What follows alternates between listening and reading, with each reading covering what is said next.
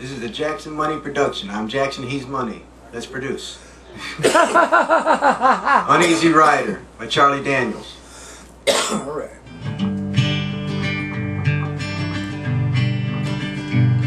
I was taking a trip out to L.A. Tooted along in my Chevrolet, toking on a number and digging on the radio. And just as I crossed the Mississippi line, I heard that highway starting to rhyme. I knew that left rear tire was about to go.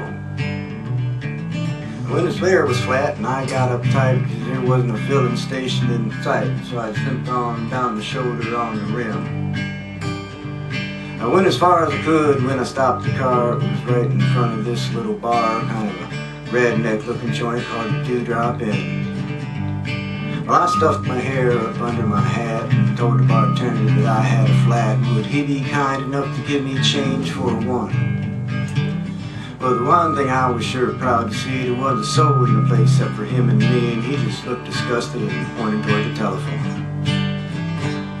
Well, I called up the station down the road a ways, and he said he wasn't very busy today, and he could have somebody there in just about 10 minutes or so. He said, now you just stay right where you're at, and I didn't bother to tell the darn fool that I sure as hell didn't have any place else to go. I just ordered up a beer and sat down at the bar when some guy walked in and says, who owns this car with the peace sign, mag wheels, and board the floor? He looked at me and I damn near died, and I decided that I'd just wait outside, so I laid $1 on the bar and headed for the door. And just when I thought I'd get out of there with my skin, these 5 big dudes come strolling in, this one old drunk chick with some fella with green teeth. And I was almost to the door when the biggest one said, you tip your hat to this lady, son. And when I did, all that hair fell out from underneath. Now, the last thing I wanted was to get in a fight in Jackson, Mississippi on a Saturday night, especially when there's 3 of them and only 1 of me. Well, they all started laughing and I felt kind of sick, so I knew I'd better think of something pretty quick. So I just reached out and kicked old Green Teeth right in the knee.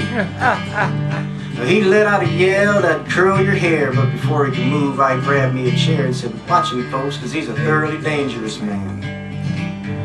You may not know it, but this man's a spy. He's an undercover agent for the FBI, and he's been sent down here to infiltrate the Ku Klux Klan.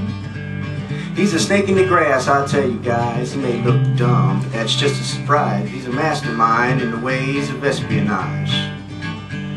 He was still bent over, holding on to his knee when everybody else was looking and listening to me, so I laid it on thicker and heavier as I went.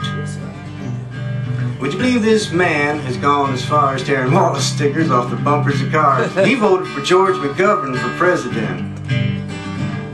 He's a friend of them long-haired, hippie-type pink old fags. I bet you he's even got a commie flag tacked up on the wall inside of his garage. They all started looking real suspicious at him, and he jumped up and said, now just wait a minute, Jim, you know he's lying. I've been living here all of my life. I'm a faithful follower of Brother John Burgess. I belong to the Antioch Baptist Church, and I ain't even got a garage. You can go home and ask my wife. Then he started saying something about the way I was dressed, but I didn't wait around to hear the rest. I was too busy moving and hoping I didn't run out of luck. When I hit the ground, I was making tracks, and they'd just taken my car down off the jack, so I threw the man to 20 and jumped in and fired that mother up.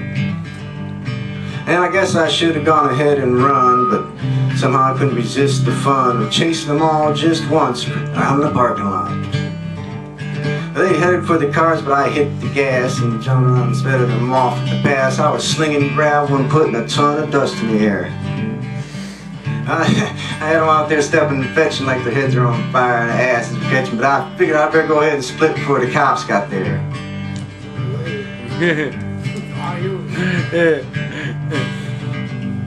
When I hit the road, I was really wheeling. I had gravel flying and rubber squealing. I didn't slow down till I was almost to Arkansas.